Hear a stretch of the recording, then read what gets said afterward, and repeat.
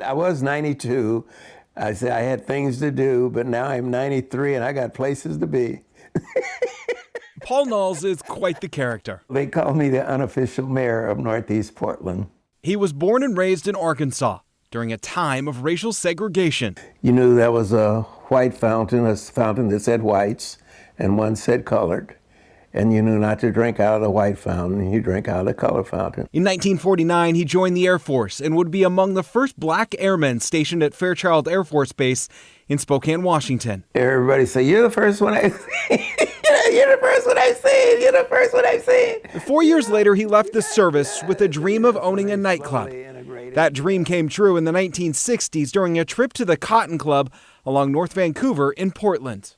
Then I went to this one, and it's 1 o'clock in the morning, and nobody in there. The place is not jumping at all. He made an offer to the owner, and within a few months, he had himself a nightclub.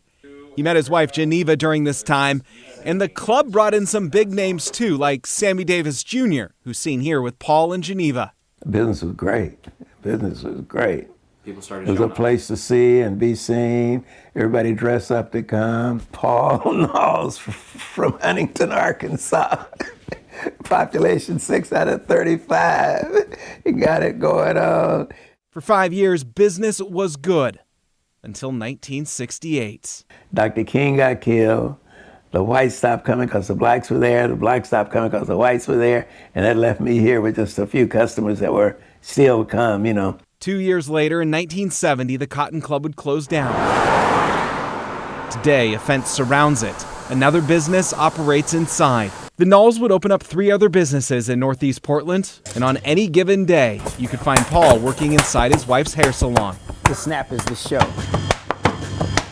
Almost anybody can shine shoes, but everybody cannot pop a rag. A businessman and an activist. For 8 years, Knauls was the driving force behind the funding and construction of the Martin Luther King Jr. statue along MLK Boulevard. He calls it his crowning achievement. Except for marrying my wife. That was my greatest accomplishment, was the Martin Luther King statue. These days, Knauls' likeness can be found around Northeast Portland. A plaque along North Williams commemorates the Knauls' contributions, and his smiling face is on a pillar outside the Trailblazers Boys and Girls Club. Because Knauls is just that, a pillar of his community. I think my legacy has already been done.